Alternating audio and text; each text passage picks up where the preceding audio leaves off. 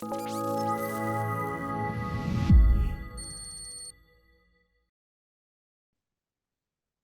Storytellers. Today on the show, I have a very cool guest, Anand Mehta, and Anand and I have been in the conversation for a while, for a good couple of months.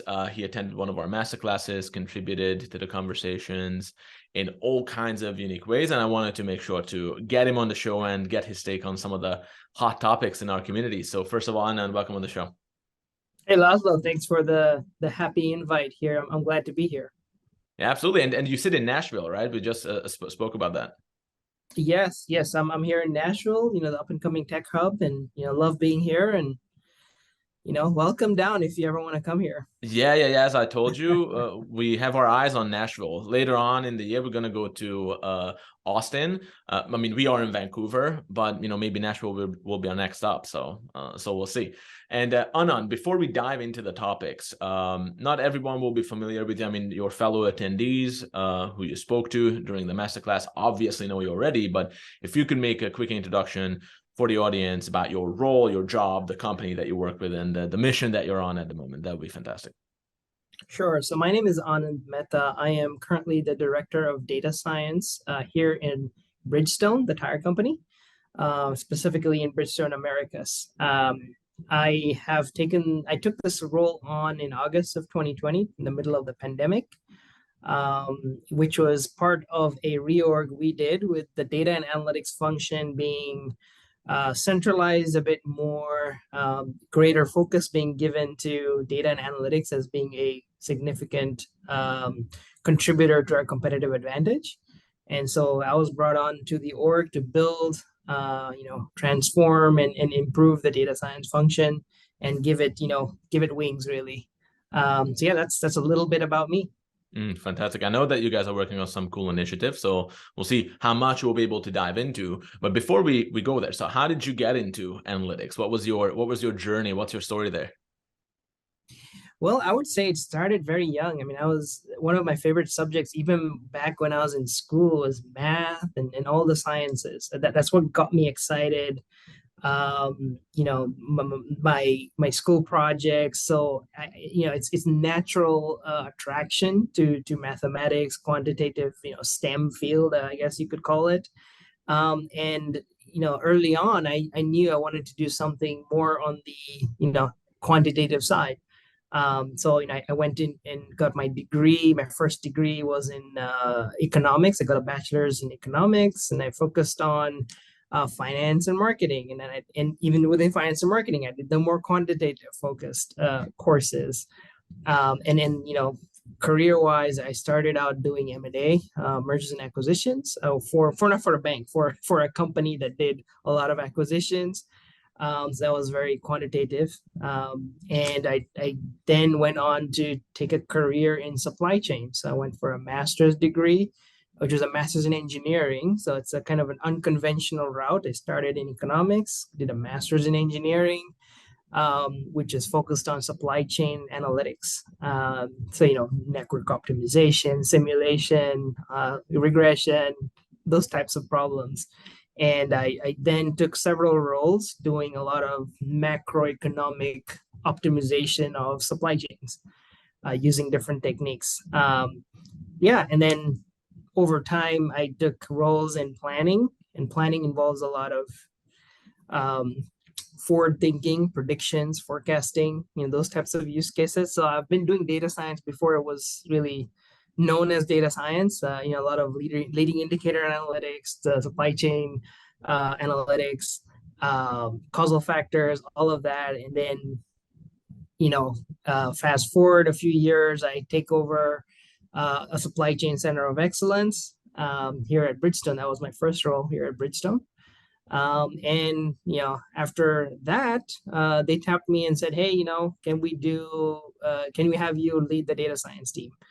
And kind of it was an interesting bit of a challenge taking on a new team during the pandemic, but it's been rewarding so far. We still got lots of challenges, but that's part of the fun of the job is having some of those more difficult things you need to work through.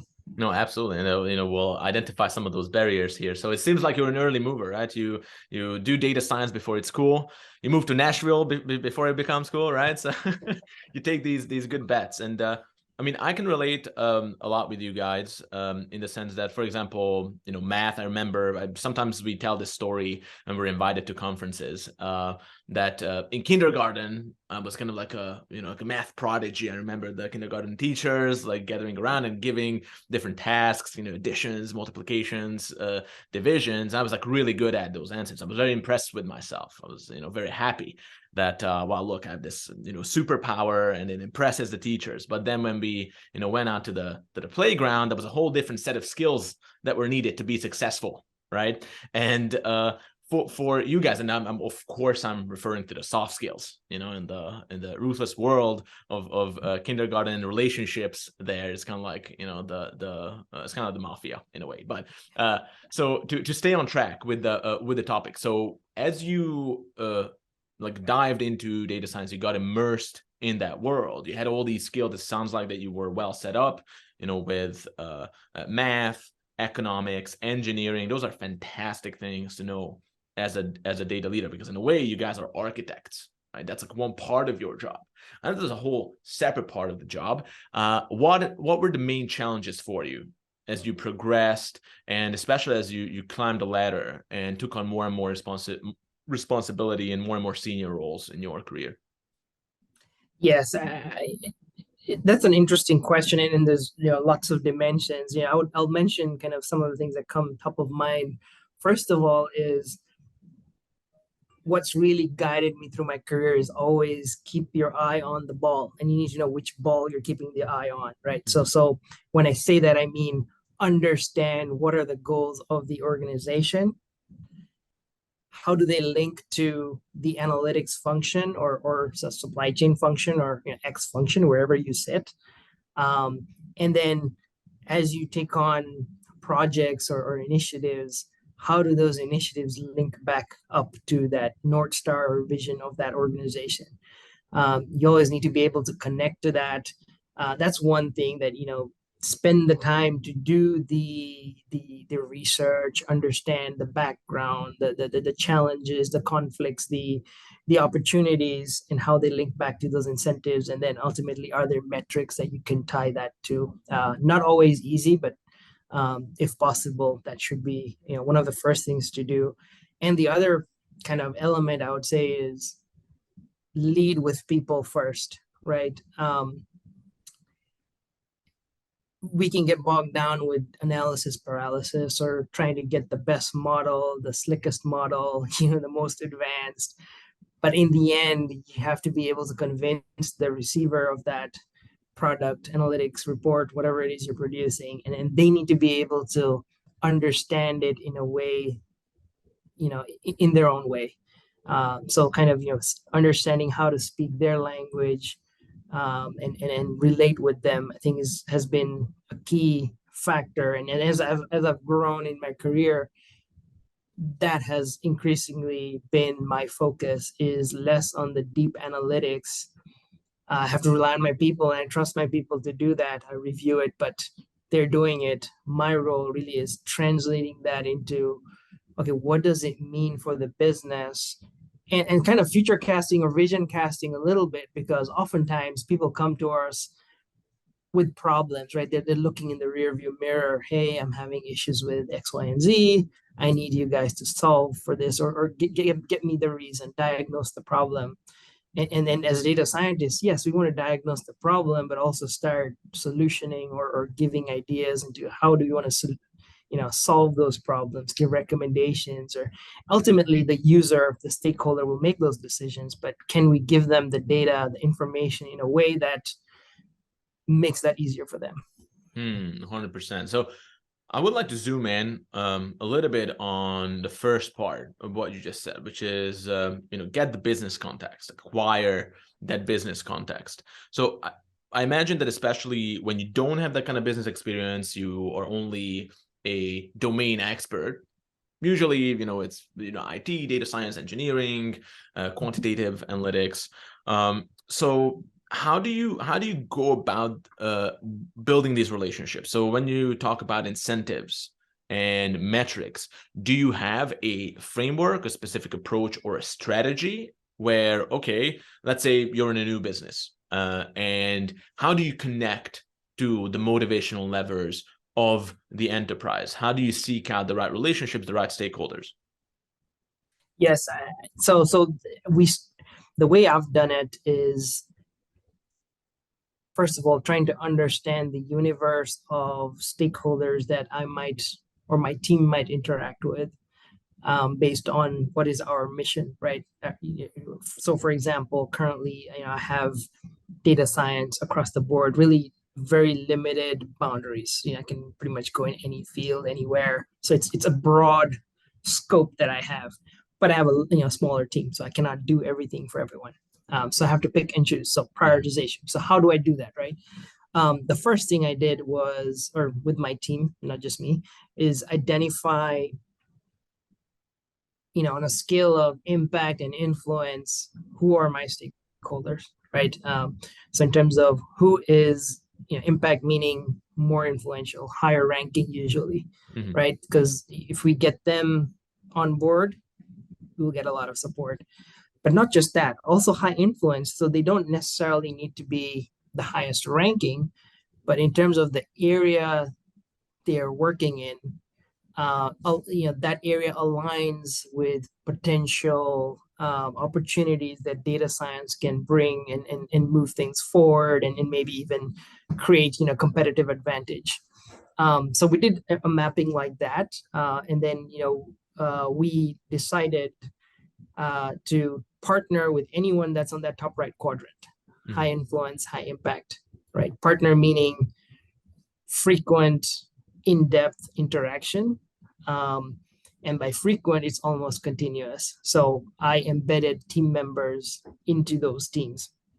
And I can define embed, meaning they are part of their weekly or monthly team meetings. They're understanding the business. They're trying to get as much domain or business acumen from that specific area, function, or team as much as possible, and then over time contributing as well, in terms of, hey, we can help you with that. Here, let me help you build that um, dashboard. Let me help you build that predictive model. Let me help you build that XYZ, whatever it is, and nurture that relationship to go from more, hey, reactive to proactive. Hey, we know now your goals. Here, this thing we've thought up here might help you with this goal. What do you think? So it doesn't happen by chance. So there's a lot of work. Obviously, I've described it in, I don't know, a couple minutes, but it takes months often, right? So you have to, first of all, be conscious of, hey, you're strategically going after those targets, right? And it starts with a pitch deck, right? In terms of, the first thing I do is, especially with the newer team, is, hey, my name is Anand Mehta. I'm here to help, right? and I go with my slides, and even the approach of how we build those slides is catered to that audience, in terms of, it's 50-50. It's 50%, hey, here's who we are, here are the kinds of things we do. So there's a bit of that. Then the other 50% is, what are we trying to get out of them? We want to understand, what are their issues, their problems, what's keeping them up at night, what are the metrics. So we're also gaining knowledge from that, and that then informs the second, the third interaction with those teams. And it doesn't always go smooth, right? Sometimes you fall through, you try again, and then over time you get better at it, right? as you understand the audience and the culture of the organization. Absolutely. So actually, this is something that we, of course, talked a lot about during, and especially after the masterclass, when we kind of round up the key insights and the learning, is that over the years, working with most of the FD 500 now, we saw that people who focus on three key elements usually kind of fast track their progression and the rate at which they build these fruitful relationships. You and I also talked about that, the triage of value, trust, and then your status slash position of how you're being seen in the business. So what you're saying right now like feeds into all of those, right? Because these in fact feed into each other. So one is just to like focus on the value that you provide. Of course, to kind of get your foot in the door, you need some trust established so that people are open to your initiatives, and they need to see you in the right way, you know, because everyone has their own agendas, right? They have their own jobs. They're very good at what they do, usually these senior executives. So it's very crucial how they see you. I mean, of course, especially at the high level, you would be surprised, and not you, but, you know, for some of the listeners, that people actually are quite charitable. People who are at that level are very good at what they do. Usually they are good with people, right? So they're open. In fact, that kind of quadrant that you mentioned with impact and influence, in the top right part of that quadrant, people are usually quite open to new ideas. They seek out opportunities, right? At the same time, it's still your responsibility to frame that relationship the right way, right? So actually, I have two questions around this. Especially after having several conversations with your peers and just being in touch with some of the key challenges of the industry, how do you think data analytics and data science is still being seen in the corporate world? And then how do you think that data science and analytics leaders should reframe that? I don't know if the question makes sense to you. So from the perspective of the stakeholders, what do you think that they understand about this capability, this new technology, this trend, and what is the reality that you need to kind of push them towards conceptually? And this ties into maybe like how you pitch what your deck looks like, without giving away your secret sauces, of course. Sure. Very interesting question. So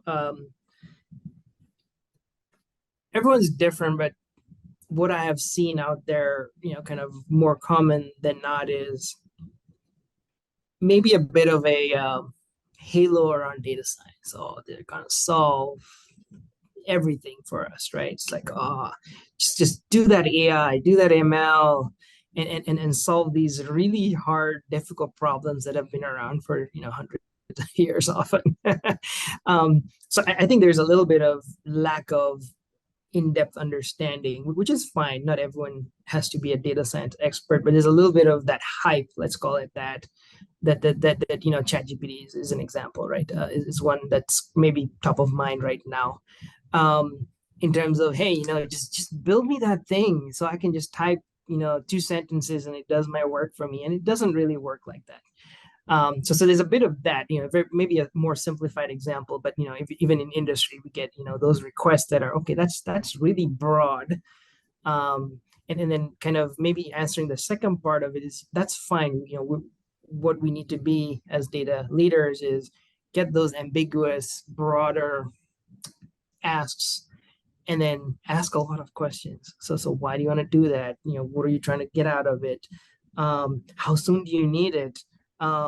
You know, if you want me to build that big thing, I need, you know, hundreds of millions of dollars. Yeah, I'm making that up, but there's a funding element too. I mean, this stuff doesn't, you know, happen for free. That quickly narrows those leaders down to, okay, actually, what I really need, you know, next quarter is this. You know, it may take some iterations to get to a more concrete problem statement. And sometimes you're helping them out as well, right? So it's, you know, it's their idea, but sometimes you have to help them to get there. So I think that's the first hurdle, is getting a problem statement that's a bit narrow, a bit, you know, more easy to put your hands on. And then kind of what I tend to do is have someone on my team do an EDA, you know, a quick feasibility on it, because sometimes those problems may not be solvable today, right? We may not have the data, we may not have something. Something's missing, right? And we want to know that up front, closer up, before we promise a deliverable. So that's typically how we work. Is you know, go do some feasibility analysis, see if, hey, we think, you know, the initial feasibility is there. Then we go to the next stage and then say, hey, we're going to make this official. We're going to assign resources, and then we identify, hey, what resources we need from that domain to also be part of the project. And, you know, that's important, that they need to be part of the project. It's not, hey, data science, this is a problem, go away, just come back when it's done, because we're not the experts on the business or the function. They need to be part of the journey. So it's kind of that change management aspect needs to start from that first meeting as well. Yeah, so change management, that's the money shot. That's the ubiquitous problem/challenge for data leaders, and it's multifaceted, so many different parts of it. One thing that you mentioned there, that I would like to explore maybe just a little bit, is you say that you need to ask questions, and the function of questions and the power of questions, when you do them the right way, we've seen huge impact from that, right? So even just to give you an example from what we've seen, sometimes you guys do it, but you don't notice that you're doing it, is that actually asking the right questions can help you identify the right people to work with in the beginning, right? So for example, when you ask questions around pain and urgency around that pain, it's kind of like a litmus test of whether this person, actually cares about, what I'm going to offer. Will this person adopt whatever I build for them, or is there just the halo? Because the halo in and of itself, as you said, the hype is great, but if it's just hype, that's what you almost need to like bust. You need to expose that. But if the person actually has a pain that he or she wants to solve with urgency, now that's a great opportunity for you to now understand the nature of that problem, and if there's a connection between what you can offer through data science. Because in that way, I'm just kind of giving you an example. We already talked about this, but from what we've seen from literally hundreds of data leaders, is that you can kind of avoid the pitfall of the lack of analytics adoption. When you pour a lot of money into building a solution, it looks really bad that you built it and no one touches that, right?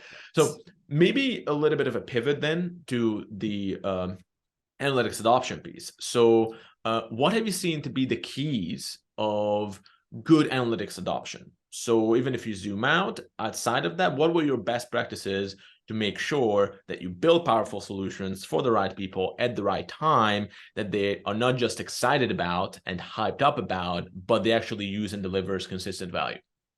I know it's a big question. Yeah, it's a big question, but yeah, I think, one is continuous change management, communication, making sure at every step you're connected, tied at the hip with the organization, the stakeholder. And another is reality checks along the way, right? If we went with one vision, you hit new information, new roadblocks, and you have to pivot. That's a risk point, right? You might have started with a vision, it's going here, it may go a little bit lower than that, but it may still be as valuable or very valuable. But we just need to be honest, right? That's kind of the one principle: just be honest, even if it's bad news. So that's one. And the other one with adoption is so that setting expectations that are realistic, being honest. And then the other is making sure the right stakeholders are involved. So often you're pitching at a high level, but the change is occurring at a lower level. It's going to impact their lives. They have to do something different. Their daily process is changing, and there might be resistance to that change, or just general concern with that change. So we need to work with those people, the people on the ground, right, working on that process or that dashboard or that whatever it is, and understand their feedback early on, get them involved early so that they are also part of building that solution, giving them ownership, that it's not this thing that's happening to them. They are designing it with us, so they have ownership and probably a better chance of adoption, right? That's the other element. And sometimes, things will fail. So that's the other one. Fail. If you're going to fail fast. Take ownership for that failure and say, hey, we failed. You take it. You take the blame. You take, whatever heat's going to come. But maintain that trust. So the next time that you go after something, they're like, yeah, that guy, they didn't do it that time, but we enjoyed that experience. Let's try this new thing with them. Because, I believe in trying new and different things. And if you try new and different things, you're going to fail sometimes. And you need to be fine with that failure, be gracious. But also, when you fail, celebrate the failure. It's like, hey, we failed, but hey, we learned these things, right?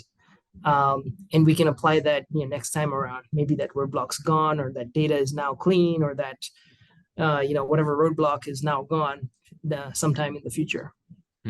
Absolutely. And I think now that was a very important thing that you just mentioned there. I wanted to ask, but you kind of answered already. But what are some of those things that, make data science projects fail? Before we go there, though, I really applaud like your approach to that, because I think this is the very heart of innovation, that you're willing to fail. Right. And I always like to bring example from unusual places. One of them is poker. I mean, I love poker.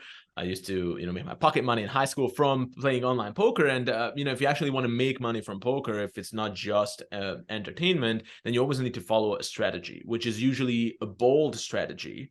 But still, you get the bad beats. A bad beat is I did exactly what I should have done in every situation, but on the river, the queen of spades came up and, I just lost all my money. But then the next time, again, you're just better at handling that specific situation. And innovation is very much like that, that sometimes you do all the right things, you have the right posture, you approach growth and business problems the right way, but sometimes it's just, an unexpected thing, something that was unseen, just comes up as a roadblock.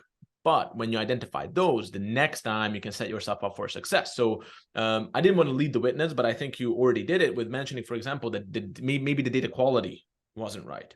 Now, this is a topic that, people don't often like to talk about, even though it's a huge pain point, right? So maybe if we could explore a little bit of that, like how significant do you think that the data quality really trips these initiatives up, right? And what are some of those things that you can do, especially in the area of governance, to make sure that you set yourself up for success?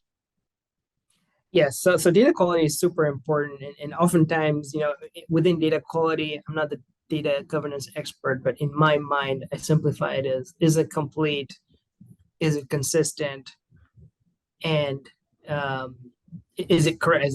Are there obvious errors in it? Right? It's got alphanumeric when it should be numeric, things like that.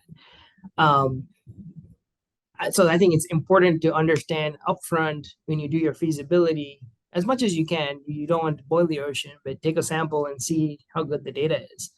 But then also to understand, kind of related to understanding the goal, how good does the data need to be, right?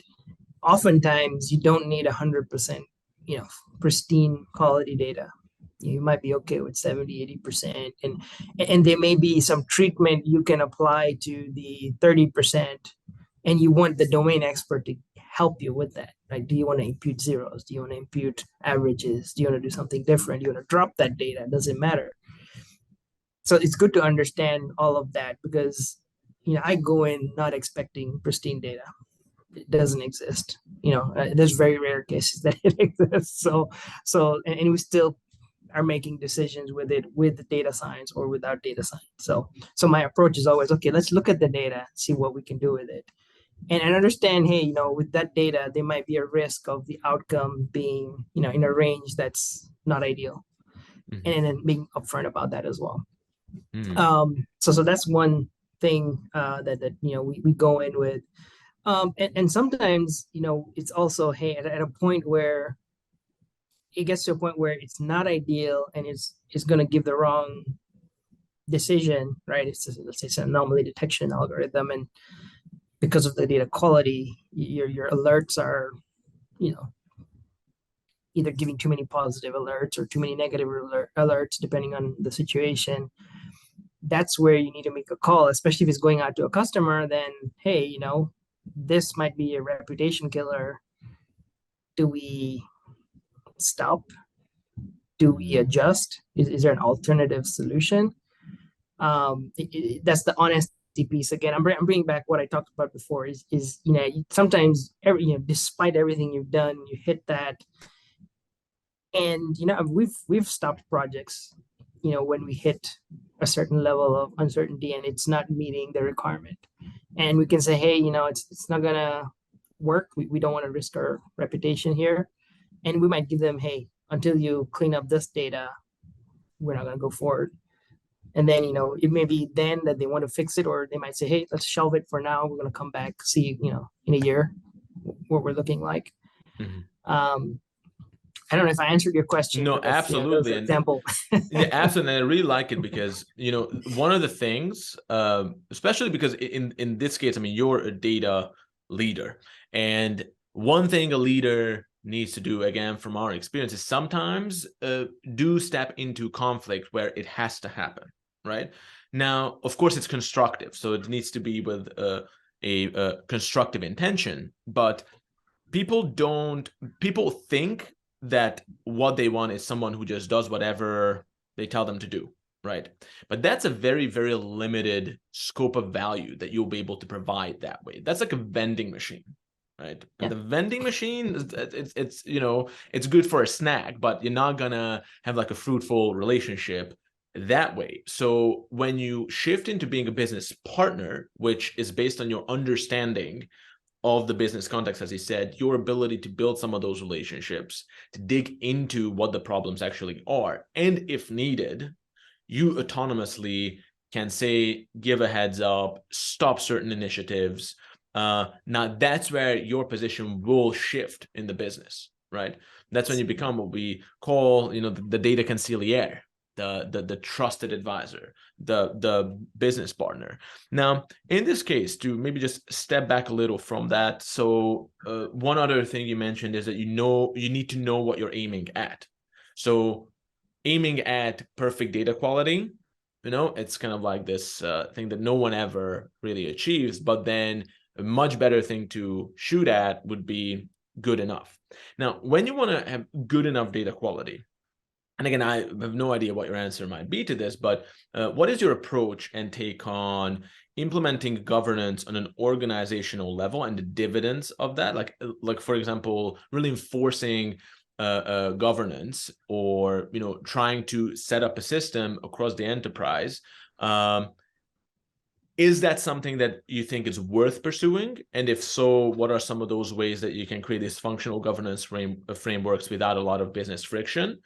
Or from what I'm getting from you, which I really like, is that, look, the data will not be perfect, but we do our due diligence. We focus on the project, get the data to be good enough, and be just, very surgical. So what is your approach to that? And I know that organizations can change, but what is your personal philosophy? Yeah, for sure. I'll maybe draw on some examples earlier in my career where I actually had the role of a functional data owner of marketing data. This was several years ago, different organization. Um, and kind of the learning from that is, yes, is it important to go after governance? Yes, absolutely. That's how you get better on your data. And if you measure it, you're probably going to get better at it because you're going to keep looking at it. So yeah, measure it. Also, having those roles, functional data owners, naming or terminology is different in different organizations, right? So substitute with whatever you're using, data steward, whatever. And it's also important that owner is someone that is part of that function, or uses that data for daily decision making. So they kind of know the impact of that being wrong.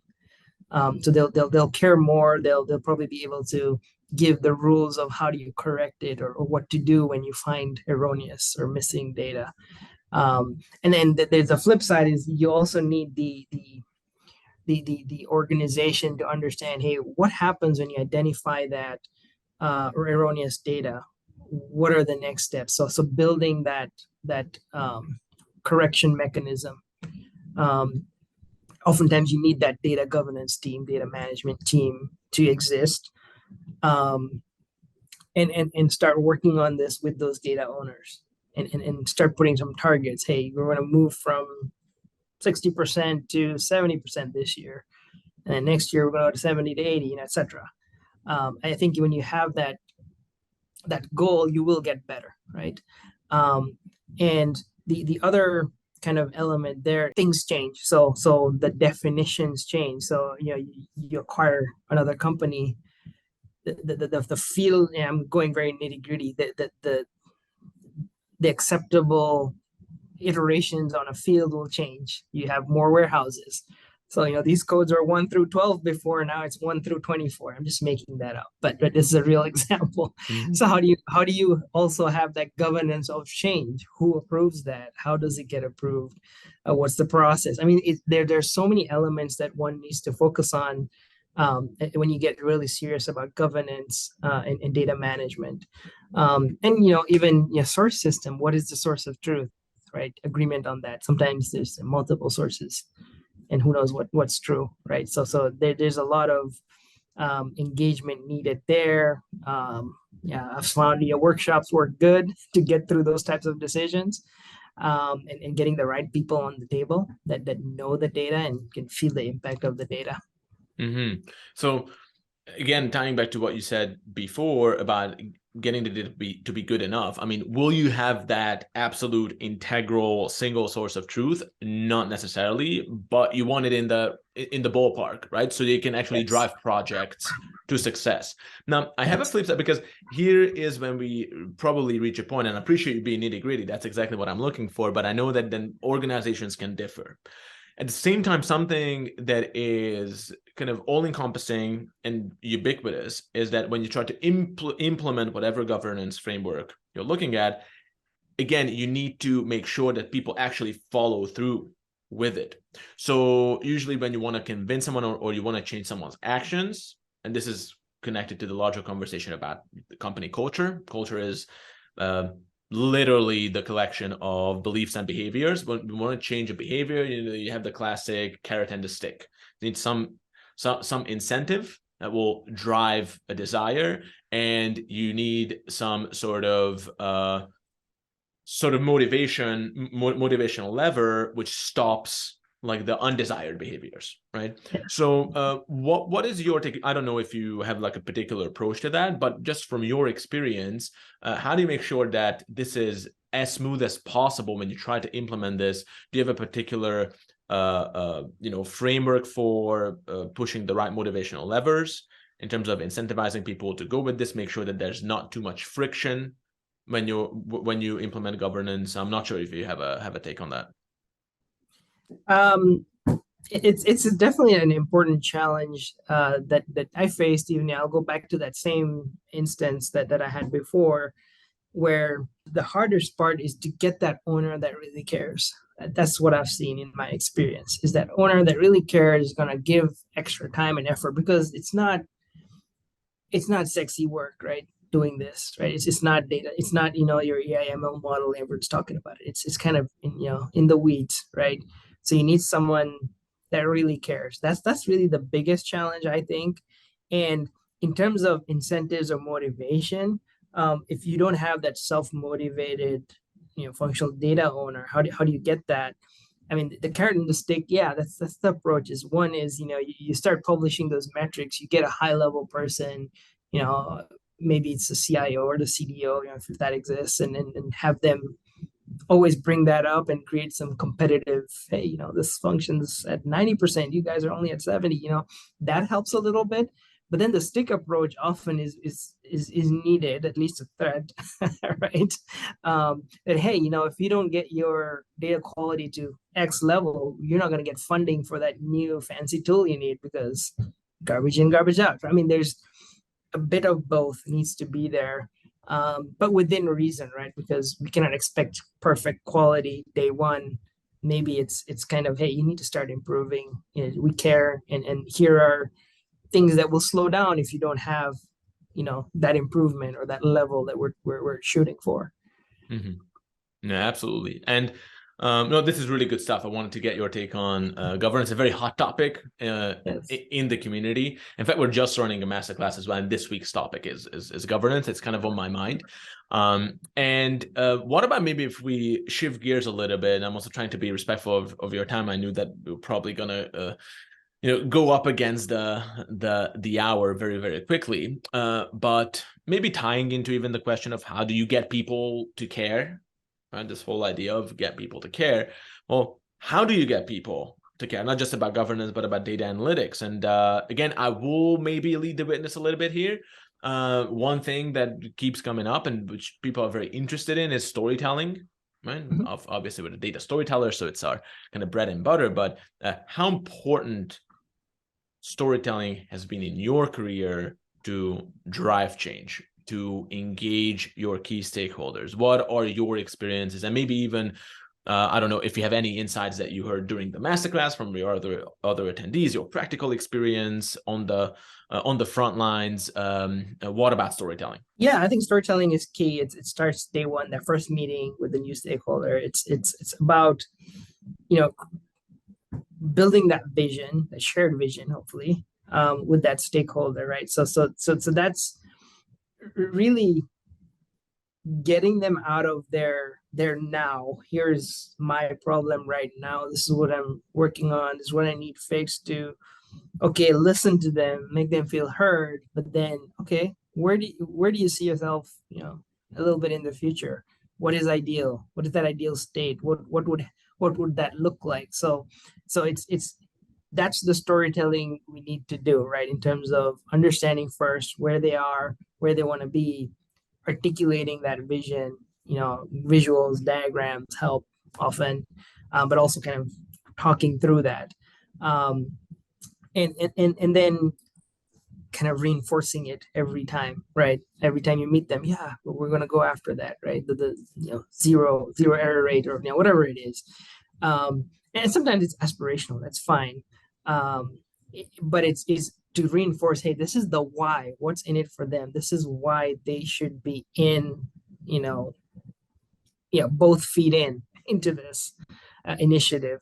And it's important for data scientists. I'll talk data science because that's what I'm leading right now. For data scientists to understand the importance of that part of their job. Sometimes they think it's not their job, and I usually I'm one that will say, hey, actually, that's part of your job.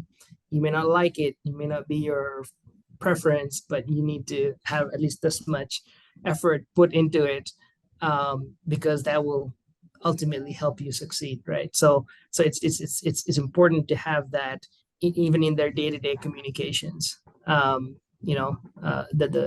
hey, this is why we're doing it. This is why it's important. This is where we are, right? And there's a gap. Create that tension. And it's just giving me, I don't think, I mean, in different bits and pieces, I think this already existed, but now as you were talking, it just kind of came together for me also from previous conversations. Just had a podcast with Brian from Pepsi, one of the people that who attended with you, and we released the podcast I think last week, and he talks a lot about camaraderie with your stakeholders, right? In Lean Six Sigma, that's one of the things that you go to the front lines, roll your sleeves up, and you just really invest yourself in their problems, and then in this active co-creation, then you forge that camaraderie between the two of you, which is it's almost like a fast tracking the relationship. It's like even stronger than yes. Friendship in and of itself, camaraderie. And as you were talking now, it's like almost like a good story that you can craft that will resonate with your audience, and you're both invested in. It's almost like a vehicle for that relationship, right? I mean, where is camaraderie forged? Well, it's usually being on a mission together, right? It's almost like a military term, and the mission is always embedded in some sort of story. I mean, there's a situation, there's a problem, and something needs to be accomplished. And in order for that to be a success, both of us are needed. Now, both of us are in that story, and you as a leader need to articulate that vision again and again to make sure that you're still, as you said before, that you joined at the hip, and this is your tool to actually join the two of you. So no, that was really cool. And what are you most excited about now in the world of data? So it's talking about stories, a lot of different narratives competing, today. The halo around analytics and data science is, growing, but it's a double-edged sword, because maybe the distance between what's possible and what people think, that gap can grow as well. So what do you identify right now as the greatest opportunities in the industry, and some of the pitfalls? Yeah, it's almost, it's same side of the same coin, really. Two sides of the same coin, rather. It's I'm excited about all of the new developments, right? In terms of large language models, better vision, computer vision models, and the hardware, the compute that allows us to do it nowadays, right? As opposed to even just 5 years ago. So it's opening up a lot of possibilities. That's exciting. With new technologies also comes risk because it's new. We don't know the downsides, or there are downsides. So it's kind of that being responsible with that new technology is really the challenge.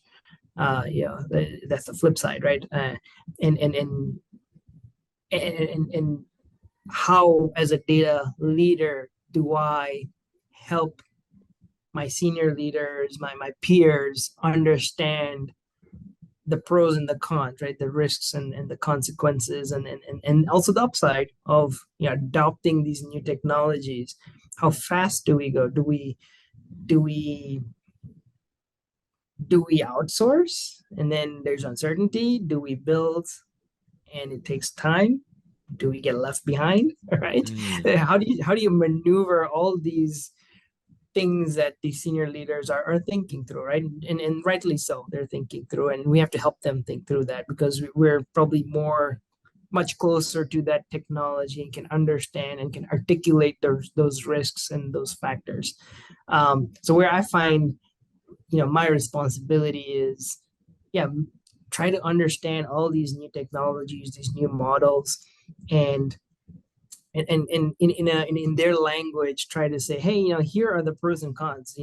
What I find myself, even despite being data analytics, sometimes just put that table together. Here are the 5 things, the new shiny things. Here are the pros, here are the cons, and here is our recommendation for an applicable use case in any scenario. So what I'm doing there is giving them the power. Like, hey, leader, here is this lots of information that we've distilled into a very summarized form. Here are some recommendations and thoughts, some pros and cons, and that's the conversation starter, right? Really, I don't expect them to decide right away, but it's helping them frame the question, the challenge, in a way that makes more sense. And then we can work through. We might try 2 avenues, right? It just doesn't mean you just need one answer. They might say, hey, go for all of them. It's fine too, but at least it's an informed decision. We know where the pros and cons are, and once we know the pros and cons, we can then do the iteration. We take it from pre-alpha to alpha to beta, and we might stop it at some point because we say, hey, the risk is too great, and then we go to the alternative, which we already know is out there, right? Or we're going a multi-pronged approach, and we're going to see which one gets to the finish first. If we have the time and resources to do it, obviously.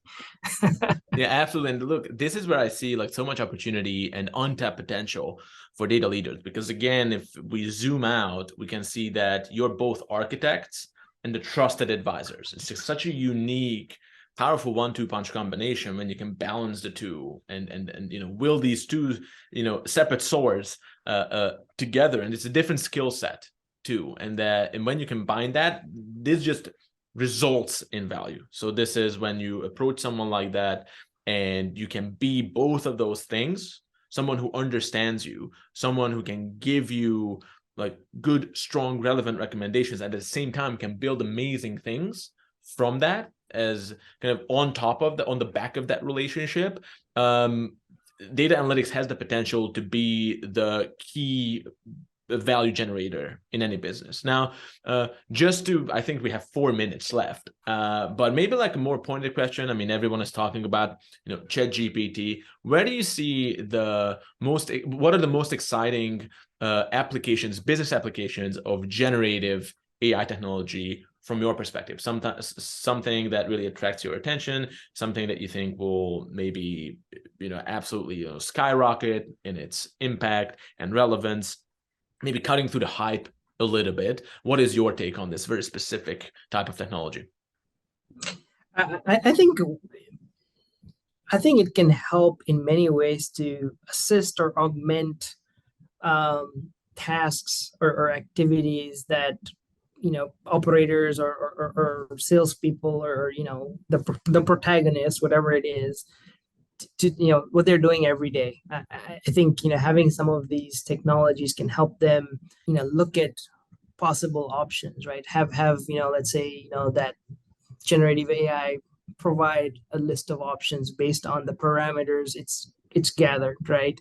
And then have the human. I feel comfortable always having a human involved, in the loop, to make that final call. Yeah, actually agree with the AI's decision, or yeah, I'm going to tweak it a little bit because I know some things that this customer, they come every time and they always complain about the same thing. I just need to make them feel better. It's not a real thing.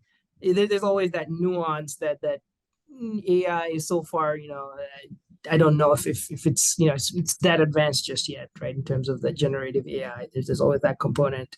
Again, it's use case by use case, right? It's you have to judge it by that use case, right? In terms of the quality and the usefulness of the generative AI. In general, I would say, probably, marketing might be a good area in terms of the generative AI, visuals and things like that. Probably, I'm excited to see what we do with that. Not just here, but, everywhere to see if that's going to take hold. I think, from a personal interest perspective, not a Bridgestone perspective, right? Personally, I'm interested in seeing, this augmented reality piece of it, how that will help, in terms of, you're in a flat factory floor, you have, visor. I'm just vision casting here for myself here, have this visor on, and then I can see, these things out, up in the space, right? And it helps me with, with data or alerts. And then how can that help an operator, doing, fairly, basic tasks in, factory floor? And that's what excites me personally. Yeah, absolutely. It's a good point that, marketing is one area where generative AI can really shine. So, because in a way, in marketing, you don't need 100% accuracy, right? You need contextual accuracy, right? Yes. Now, Yes. it's interesting that even when we use this technology, so I'm a laggard in adopting new technologies. I think for me, it was the iPhone, and then, 5-10 years later, Apple Pay, and now it's generative AI. Like I'm not really like a quick adopter, but with this, I found that it's so useful from a business perspective. So I actually got into the habit of using it. Now, at the same time, and I wanted to use generative AI for an everyday problem. For example, we're expecting our daughter to arrive August 26th. So I was asking ChatGPT that, hey, my wife is due August 26th, right? When is she? How much does she have left of the second trimester, right? So it's like it's kind of like a math problem that, I don't know, like a first, second grader math competition, right? And ChatGPT got it wrong. In fact, we needed to like work on that problem. And I even asked ChatGPT, like, how come you got this wrong? Like, it's like such a simple problem, and he actually went in depth into why it got it wrong. But with marketing, again, you can be a little bit less accurate, and it's fine. Now, what I really liked about what you said is that you referred to the business users here. Probably it was Freudian. You didn't even notice that you referred to them as a protagonist.